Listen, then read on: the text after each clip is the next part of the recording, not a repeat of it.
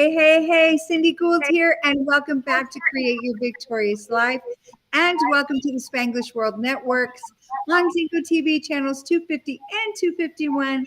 Please remember to download the Zingo TV app on your respective app stores, either iOS or Android. While you download, please leave us a stellar rating and a comment. We'd love to see that. And the app is totally free.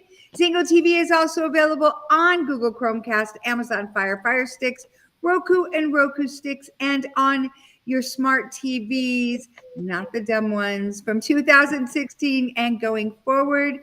Now, today, I'm just going to welcome back one of my favorite people in the whole world, Dr. Michelle Odette Green, and she has been a fan favorite on our show. She also has her own TV show, which can be seen tomorrow at 10 a.m. Pacific. Yes. And we can talk about that as well. One of the things that I just love, there's so many things you can say about, being a best-selling author. Holy smack, she's such a phenomenal speaker. So many awards. She's an amazing mama, wife, all the things.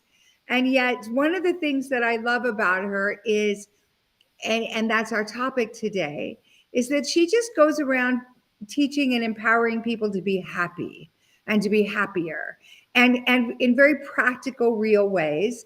And so today we're going to talk about how to be happy from the inside out, because that is the key. And so without further ado, welcome.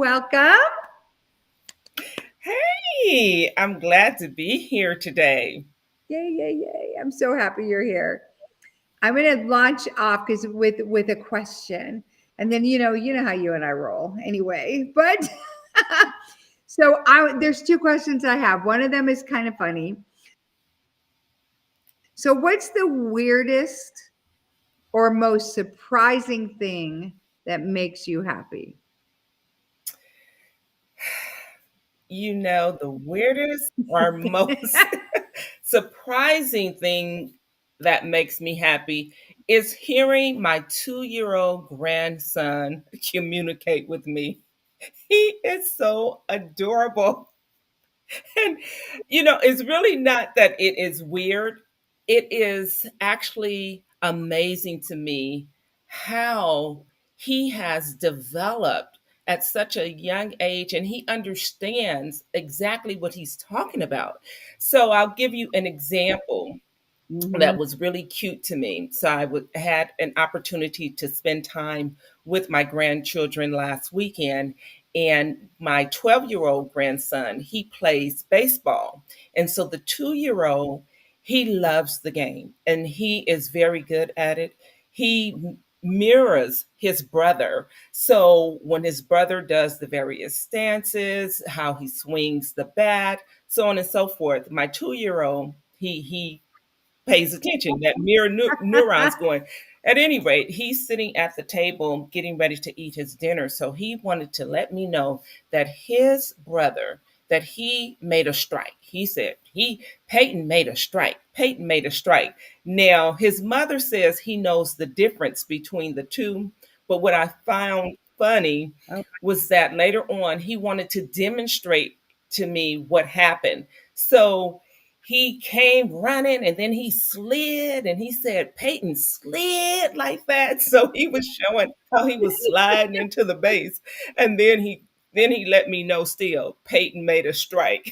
And so initially that was to me that he was trying to tell me that Peyton slid to make the base. But then his mom reminded me, no, he knows the difference. So he was telling you two different things. And it's just makes me happy, just seeing my grandkids and my 2-year-old now who is extremely smart. He has stuff down. He knows his mother's full name. I'm like, he told me his mama's full name. I'm like, okay, yes. And there's so much more I can tell you about that 2-year old. But that is one thing that makes me happy because of the things that he will say. It's like a surprise. yeah. You know what I love?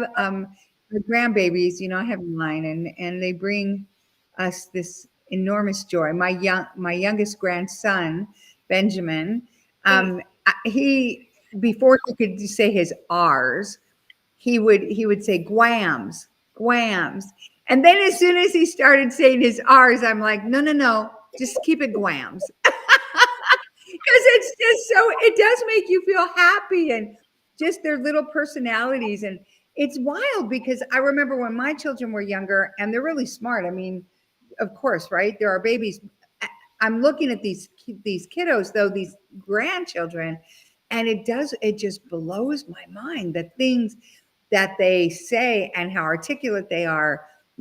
His sister Penelope, who's now older, 9, but I mean, even at such a young age, and even my grandniece, Nani, they could at 18 months. Nani's like doing the whole alphabet Yes. at 18 months and says it like I'm like, wow, whoa, like right. And I remember, our kids would get to maybe pre-K or what would they? Our kids didn't even go to preschool, right? I mean, they didn't have that like they do now. But kindergarten, and we'd teach them at home, and then they'd go, right? I mean, it's just so, but those kinds of things do make you so happy. So here's another question for you. So this is so fun. If you could describe happiness as a flavor, what would it taste like? If I could describe happiness as a flavor, what would it taste Mm. like? Ooh, well, see, my flavor is probably different from other folks' flavor. So I am going to go with rainbow sherbet. Yes, so that just Ooh, mixes in all the different flavors. And I do yeah. love rainbow sherbet, as well as my favorite dessert is cheesecake. So, che- so cheesecake and rainbow sherbet ice cream. Scoop on top. What a combination. It's What a great last night, quirky combination. right? The yummy combo. What's interesting is so last night I had dinner with Nicholas and his sweetheart Casey and her auntie, and but we had this divine lemon meringue cheesecake for dessert. I'll send you the picture. It's like so good. I mean, it was just yum, yum. In anticipation of your favorite today. It's funny because when I thought about that question, I thought, what would my flavors be? Depending on the day. One day it would totally be a delicious steak, like a steak. That sounds like happy. And then the other would be like mocha almond fudge or English toffee, something with caramel and maybe a coffee flavor. So I totally get that. So, we hear just a ton about happiness. There's a lot. It's almost like a buzzword sometimes, but what does happiness from the inside out truly mean to you? Like how would you Thank you explain for that? asking that question. Many years ago, I decided that my mission in life was to educate and inspire individuals to lead a happy, healthy, and productive life. And every time I thought Mhm. about the word happy, I always felt like it was fleeting. And I would hear other people say happiness is fleeting because happiness is contingent on outside circumstances, the car, the house, the job, and those things can be temporary. So, how can happiness be something that you can cultivate from the inside out? And as I have been on this Mm. personal development journey, I have actually learned exactly that. And I am a certified happy for no reason coach. And so being happy from the inside out is really about being happy based on just having joy in your life and it's not predicated on outside circumstances. So it doesn't matter what you have, who's around you, you learn the skills necessary to cultivate happiness and joy that is not depending on outside circumstances or influences. So for me, that is what true happiness from the inside out is that, and I'm repeating it one more time for someone who needs to hear it one more time, that it is based on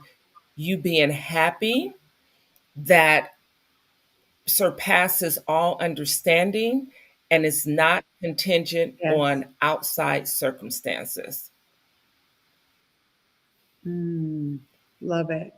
So you mentioned Yes. joy, and and there are so many times where I even see posts, I hear people talk, and all of that, and I hear people kind of interchange the words joy and happy.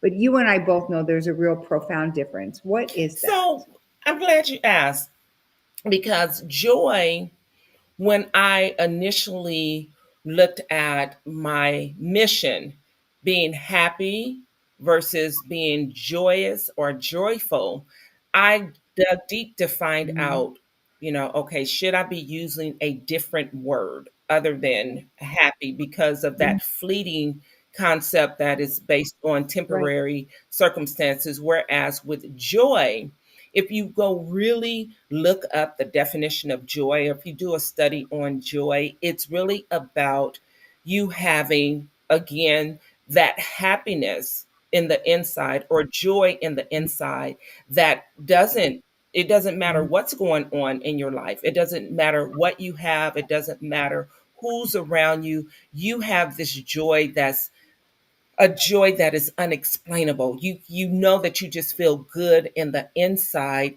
And again, it can be for any reason except for having to be predicated on outside circumstances. Now, what I want to even drill down a little bit more on that with the word joy and with the word happiness, Mhm. it really comes down to your brain environment.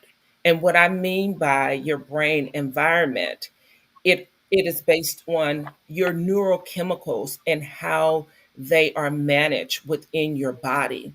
And so once you have, to me, you have the facts about how your brain works and how the neurochemicals will influence how you feel, then I believe that you can do something about it and that you can actually spark more neurochemicals to be happier and to be more joyful. And I do want to talk about, and before I talk about it, I want to turn it back over to you.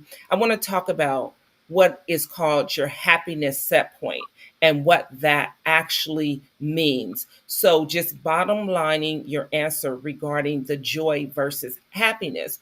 It is believed that Mhm. happiness is fleeting, is based on external circumstances, and joy is based on just being happy because, just because. It doesn't have to be anything going on. You just have joy in your heart just to be alive.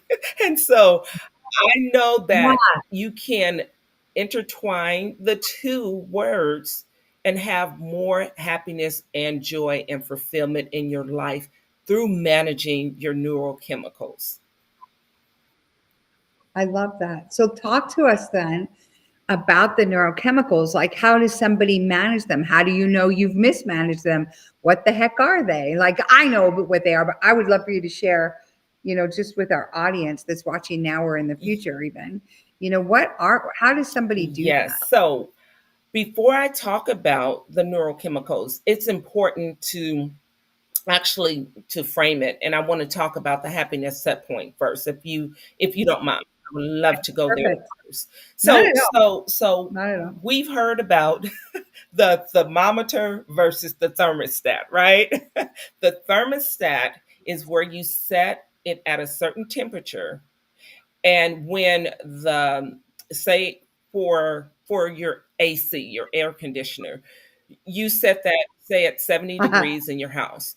And if it goes below, and I'm saying your AC, but I probably should say your heater. So let's go with heat. Let's go with Yeah. heat. I think heat You're, is going to be you're, better. you're in So if you Arizona. set the heat at 70 degrees, and then if it drops below Mhm. 70 degrees, it's going to kick in to bring it back up to that 70 degrees. So let's just leave it at that. Mhm. So your thermostat is in place to kick in to get you back up to that set point that you set it. So we are all born, I should say, with a happiness set point.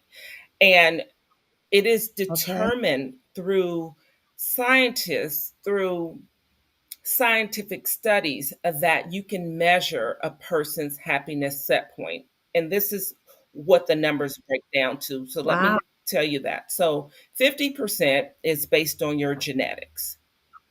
And then 10% Okay. is based on your outward circumstances. And then 40% is Okay. based on your habits and your thoughts. And we know that your habits and your thoughts create your behaviors. And here's what the great news is that with epigenetics, we now understand that we can influence our habits and our thoughts. And part of influencing our habits and our thoughts is understanding how neurochemicals work in your body.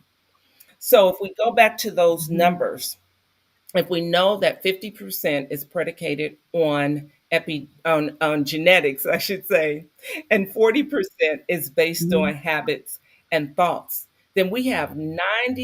90% of Right. influence on Right. our happiness set point. We can always get that happiness set point raised. And one way to get Oh. it raised is by understanding how the neurochemicals work in your body. And so Mhm. now we can go to neurochemicals, but do you have a question before I go to neurochemicals? Yes, ma'am. Before you move on, because I want people to understand this. This is, I love this. And those of you who keep seeing me look down, no, I'm not looking at my phone. I'm taking massive notes because this is so great. So, can you please explain just briefly to everybody what epigenetics is Absolutely. so they understand? Absolutely. So with epigenetics, we all come in coded, if you will, through our DNA.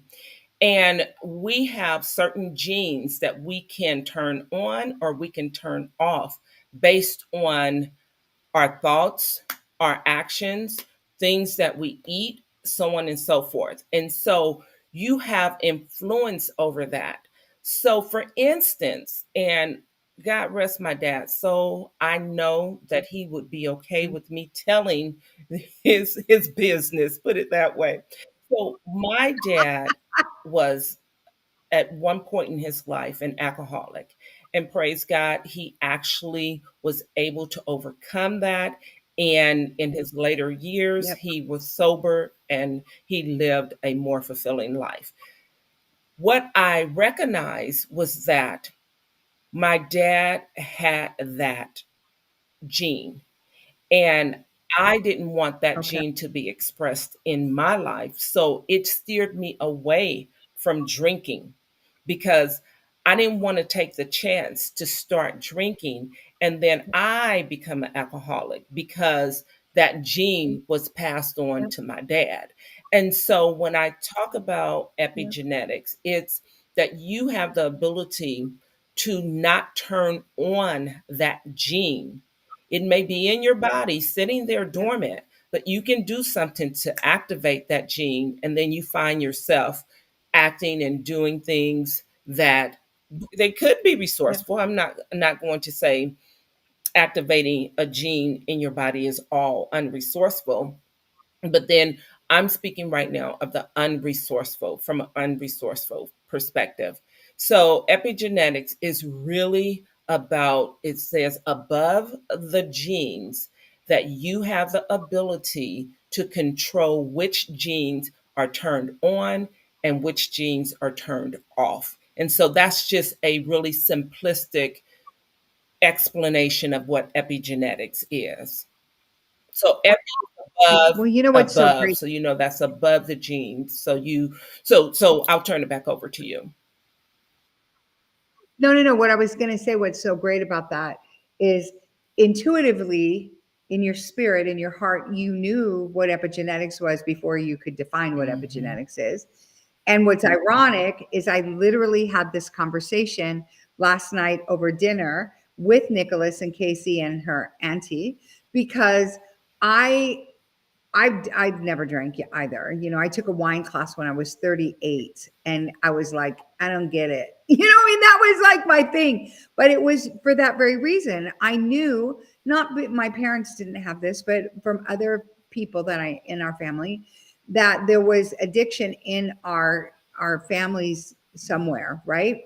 And I didn't ever want to turn that on in me. And so at age 12, I made a decision. I'll never do this, and literally that was the beginning and end was that class. And it wasn't until I was 38. And then that was it. Okay, I'm done. I mean, it was just literally that thing. But it was for that very reason. I knew somewhere that I could flip that switch on Mhm. or off. Yes. Right. So, okay. So, because I love this. This is so Yes, great. Thank yes. you. So now moving to the neurochemicals aspect, there are neurochemicals going on at all times within our body, and that is part of how we function. Every thought, every word, movement, we're activating neurochemicals within our body.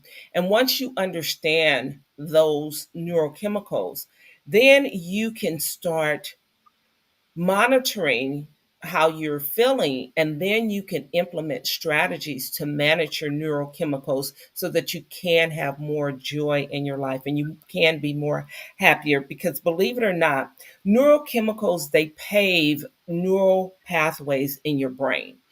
And so that's important to understand, that you are actually laying down new tracks in your brain that creates your behaviors. And so now, I'm going to only talk about four of the neurochemicals as it relates to happiness. Okay. I'll talk about a couple others that you want to really manage, and you can use the four to dial down a couple of them in your body, if you will. So for women especially, we need more oxytocin because we have a whole lot of stuff going on with our hormones. Our hormones are much more complicated than men's hormones. So oxytocin is one that we really, really need. So let me just start with though saying that your happy chemicals are not always turned on. And when people understand that you have ups and Mm, downs and that they're not meant to be on all the time, they're just not, and you understand that ups and downs are natural, you'll understand now that if you're sad about something, that doesn't mean you're depressed and you need to go to the doctor and get medication. It now makes you thank you. understand, oh, this is a natural occurrence within my body. This is natural. So now that I know that I'm feeling this way, now I can take action to actually do something about feeling better.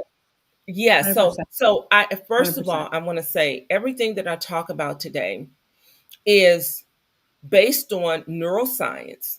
And at the same time, if you have had to resort to medication, please don't stop your medication, because that's dangerous to stop that. You don't want to just stop that. 100%.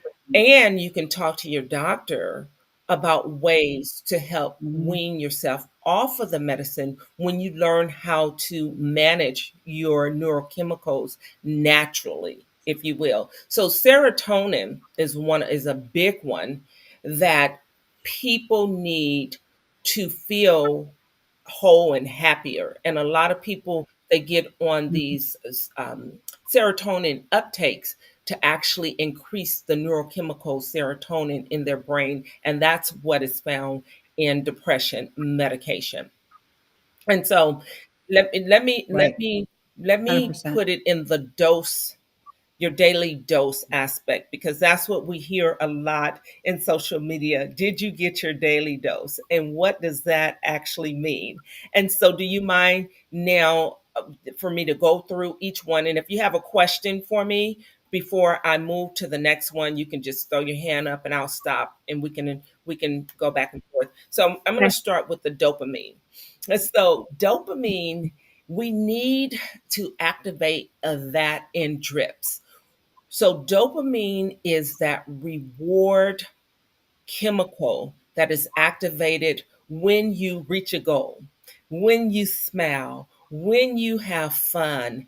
That is activated. right. So, the way that you can activate that in small drips, and I'll explain to you why you want to do it in small drips, is because, well, how you can do it again is through smiling, setting small goals throughout the day, reaching those goals, and celebrating your progress, celebrating that you Yep. achieved that goal. And you want to do that all through the day. And your brain will say, "Oh, this feels good. I want to keep moving forward. I want to keep pursuing goals." And here's another thing about that. Right. I had a task that was very draining to me at one point.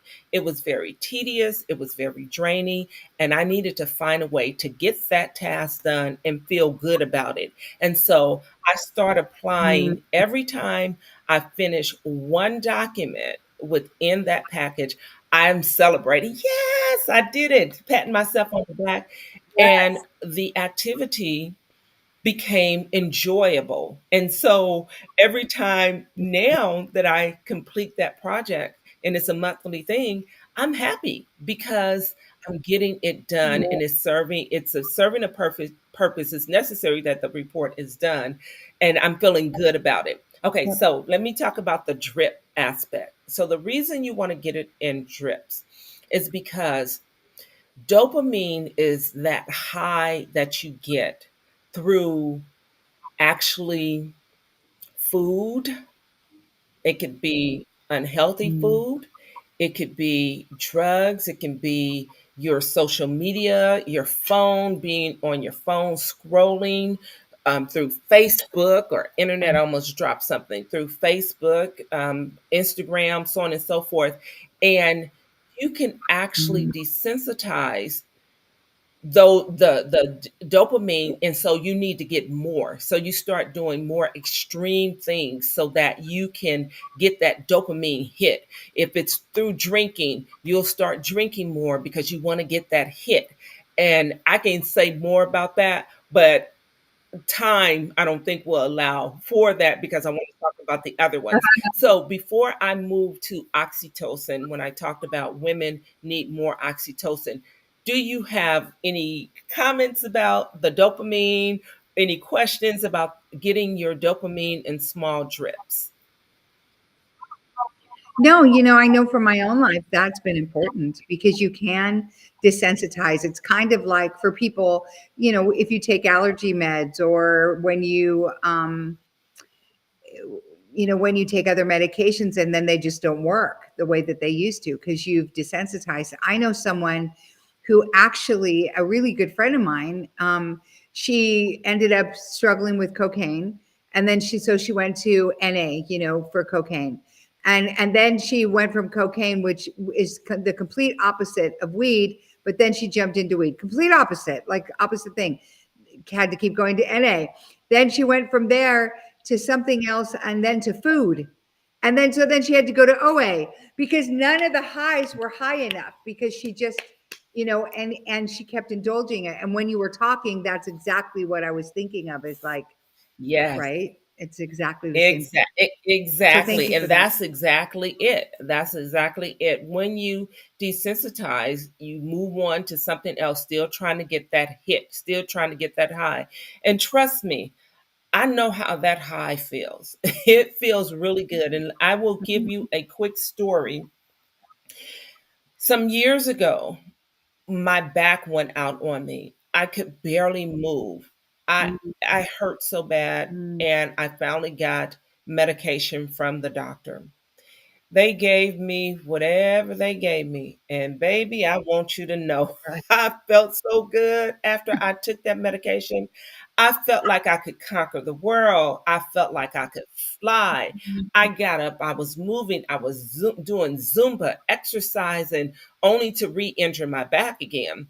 But the medicine had me Mm, feeling so good and so high and mm, oh my goodness, like I mm, could do anything. I said, if something makes me feel this good, I don't want it because this is something that I could get mm, addicted to. Because me feeling like I could literally go on top of a building and start flying, I felt like that was not healthy. And so I stopped it. I was like, nope, this got me feeling too good. And I was like, oh, now I get how that Good for euphoric you. feeling feels where you feel like you are invincible. And I felt, oh my goodness, like I was Right, invincible.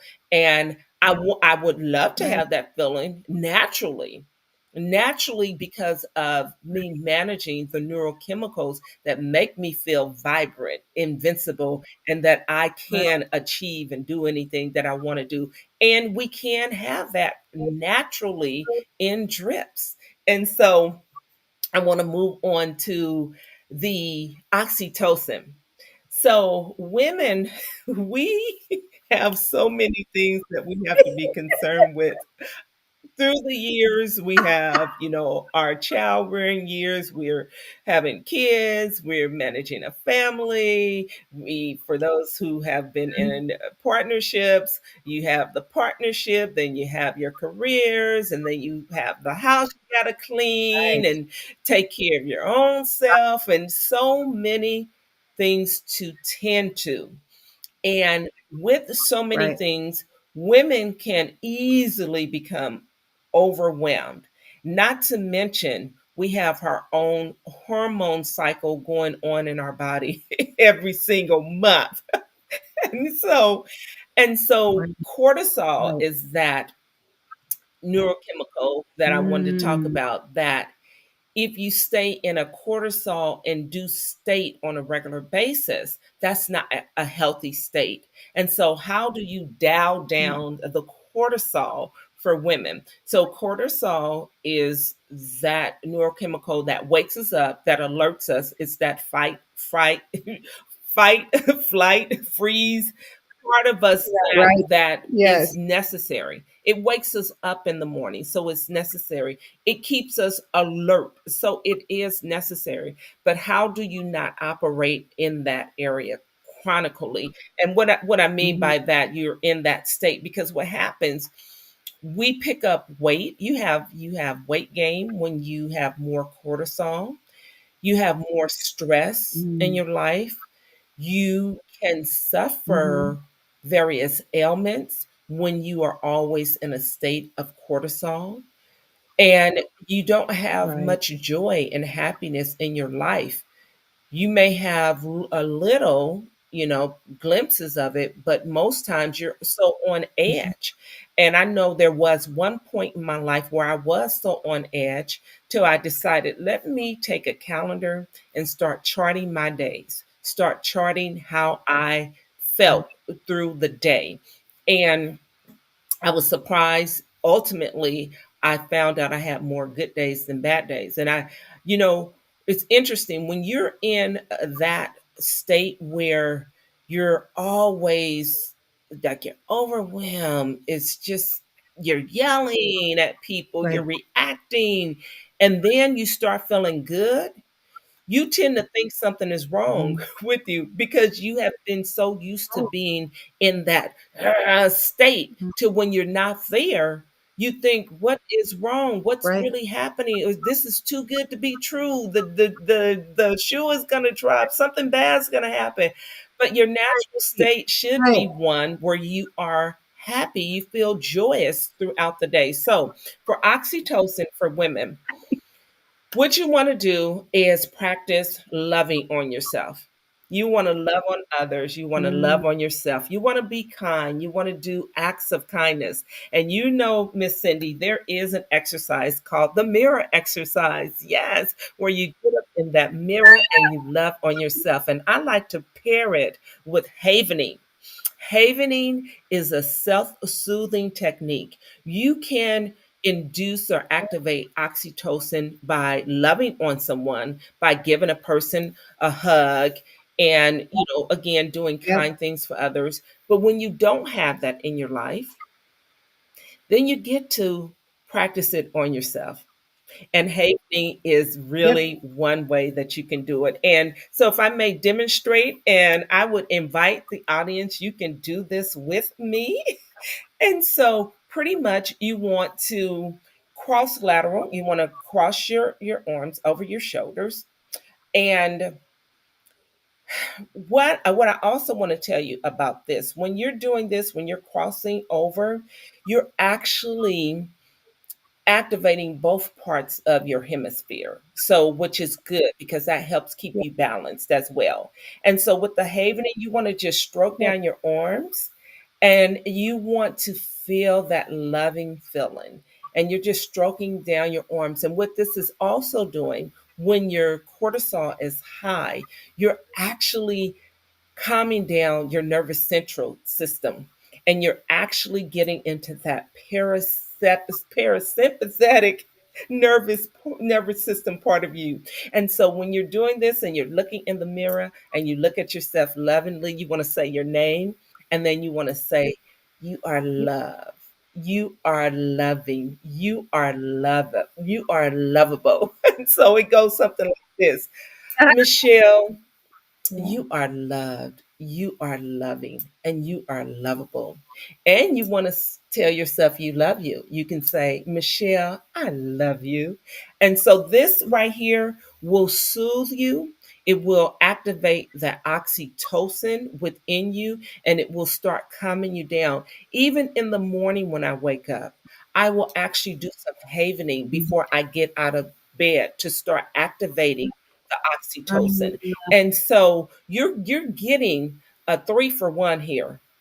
The 3 for 1 is that you are actually balancing your brain by the cross lateral. Yep. You're actually Yep. stimulating your parasympathetic nervous system and you are boosting your Mm, oxytocin through this.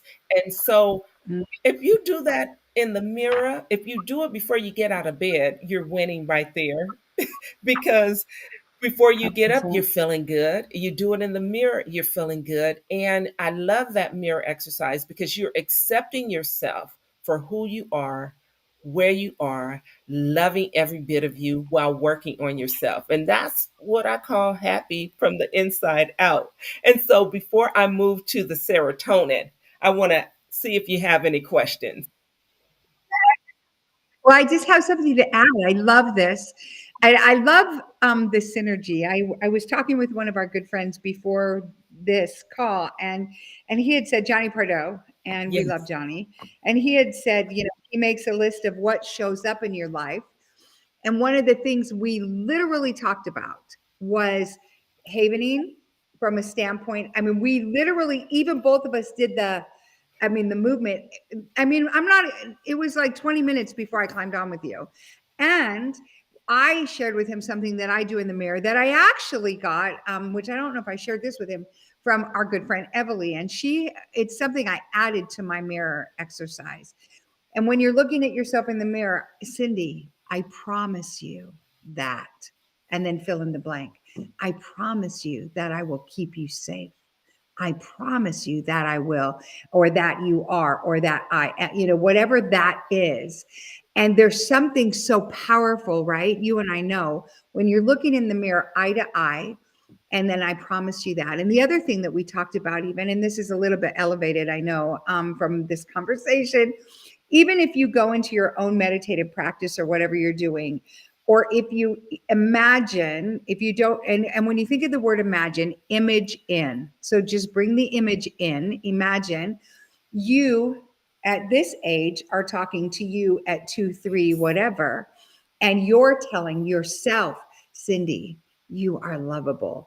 And when you do that from those different stages in your life, whether it's 3-year old, 10-year old, 12, 18, what you will see and feel is it literally energetically shifts parts of your history, even the stories that you tell yourself about it, because you are then coming, as you create that love to that little Yes. you, right? You then start to come from the lens of your heart and see things through the lens of your spirit and your heart versus the lens of any wounds that Yes. you had. And so it's so powerful what you're sharing because these are the scientific ways to do Yes. this with I mean, she's giving you. So I'm excited to keep taking notes. I have 2 pages. And yes, I've done a similar sort of, both of us are the Brain Revolution, Dr. Amen, brain health coach certifications, et cetera, neurocoding. And yet I love, again, 2 pages of notes, girl. So keep Yes, going. yes, yes. So So thank just you. lastly on the oxytocin, I want to make sure that we also know Mhm. that's that bonding neurochemical. So for people who find themselves alone, if you have a pet and you're bonding with your pet, that is so important. The social aspect, getting out amongst people and having a community to be in, that is very, very helpful. And that also helps with the Mhm. serotonin. So serotonin, Yeah. is looked at in various ways, but really serotonin is about being prideful. I'm going to use the word prideful right now, but being pleased with yourself, having respect for yourself, Mhm. having respect for things that you do. And so, how you activate that serotonin is by congratulating yourself, being proud of yourself, respecting yourself. And when people's serotonin starts to wane, if you will, sometimes it's because they're comparing themselves to others.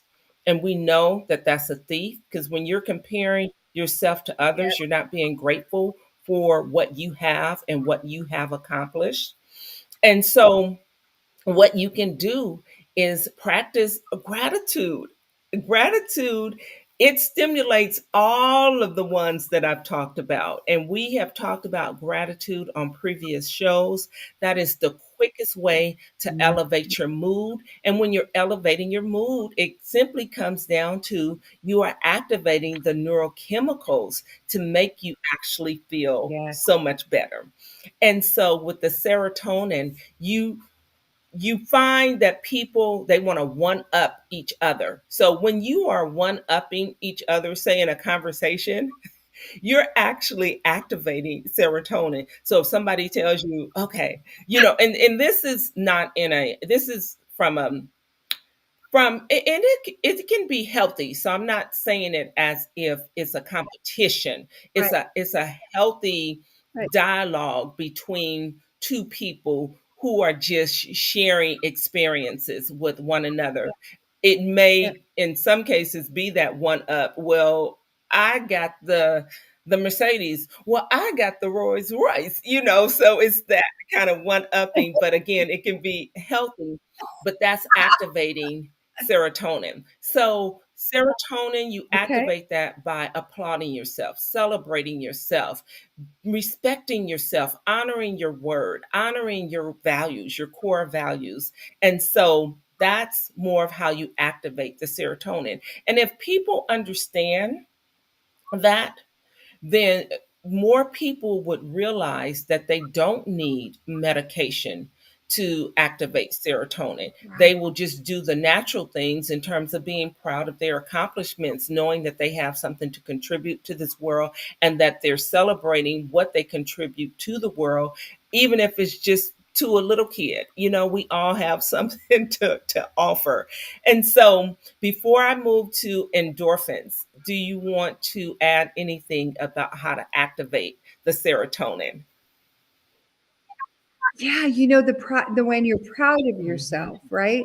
Again, in the mirror, Cindy, I am so proud of you because, and then launch off on, I'm so proud of you because you had 10 appointments this week and you were on time every time. Or I'm so proud of you because you had an opportunity to lose your stuff this week and you chose that love, or I mean, even basic things. I'm so proud of you. Some of you that are watching right now, you can say, I'm so proud of you because you folded the clothes and put them away and didn't get dressed from your couch.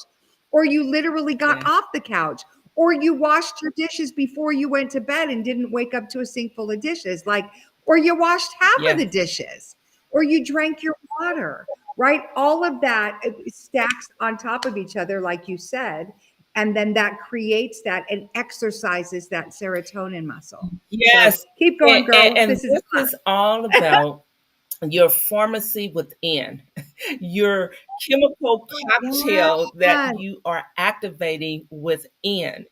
And love so it. let's talk Right. about the endorphins. The endorphins, that is our natural opioid. That is your natural Mhm. painkiller when you activate endorphins, and endorphins make you feel really, really good.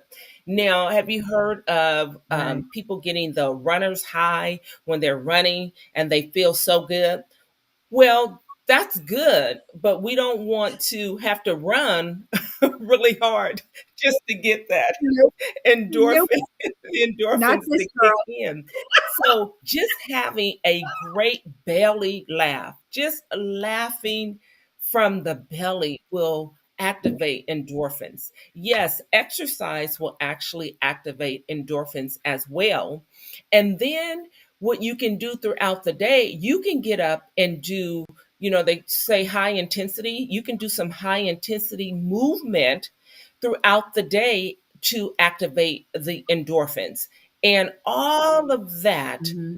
is actually very healthy for you. Laughing is medicine for the soul. Smiling, of course, when you're laughing, you're smiling, so you're activating the dopamine. You're most times when you're laughing, there is a connection there. So there's that oxytocin. The serotonin is activated as well.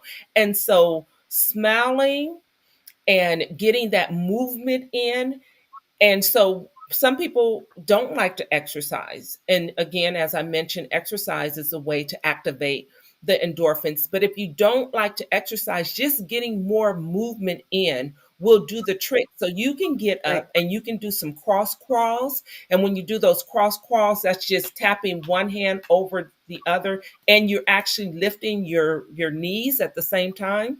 You're actually, and you do that for a period of time and do it with intensity, you're activating your endorphins. You're actually stimulating your brain. As Jim Quick reminds us, when you move, you're creating grooves. So you're moving and you're creating the neural pathways in your brain to feel good. And when you feel good, you want to keep doing Mhm. it. You want to do it again, because when you feel good, you get more things done.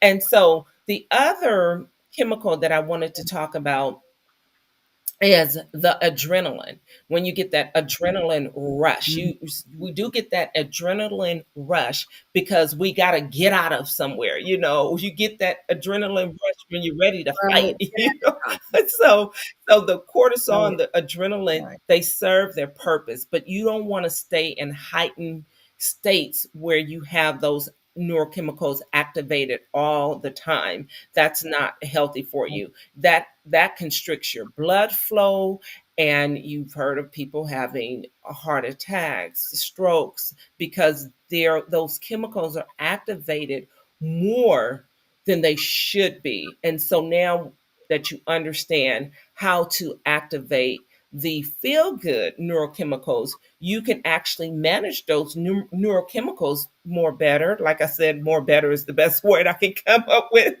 And you can, Mo better, yes, mo you better. can create again that positive brain environment that will support your mental and your emotional well-being. And because of that, it will lead to you having a better self-image.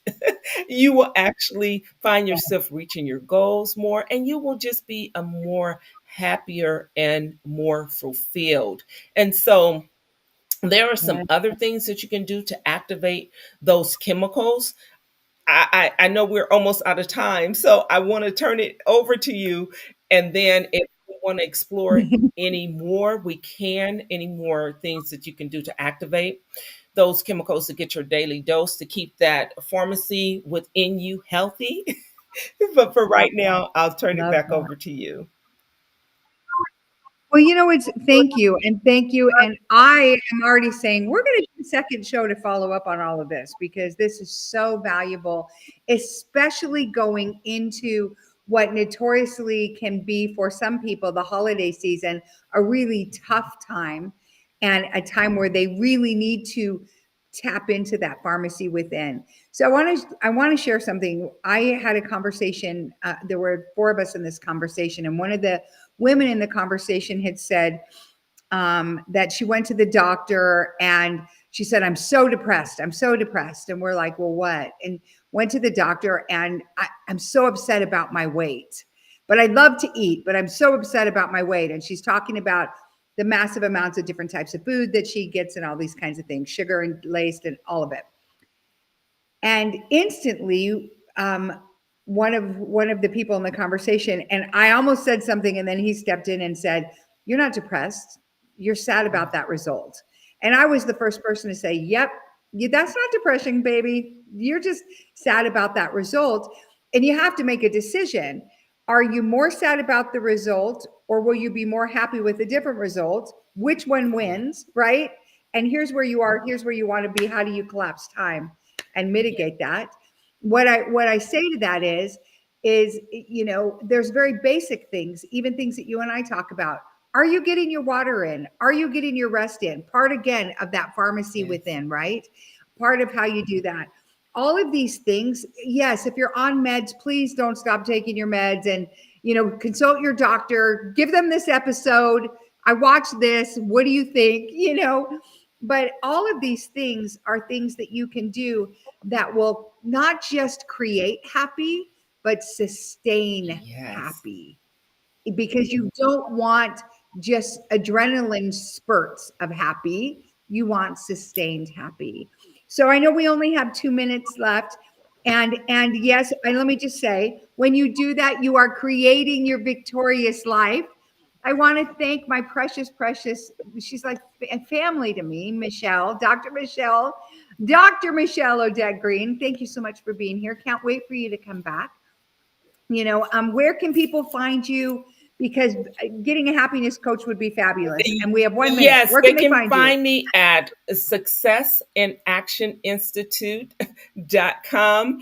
And and you can find me at www.drmichelleodette.com. And I do want to say this really, really quick, that self-talk is so important. Positive self-talk is so important. And also, I want you to know, when you are able to manage your neurochemicals, you're actually inspiring others to do the same. And that turns into joy, that joy that we talked about that passes all understanding. And so I wanted to make sure that I add that, because I want people to know, when you are doing what's good for you and practicing what we talked about, you inspire others to do the same. And so I look forward to someone reaching out to me. Yes. Right. Yes, and please reach out to me. You can find me on Facebook, the Victory Network on Facebook, or Cindy Gould. And this show can also be heard on the Spanglish Radio Network. Please check us out, spanglishworld.ca, for all your news and programming. Spanglish World, watch it, hear it, read it, download it, and live it. Thank you. We love you. Thanks so much.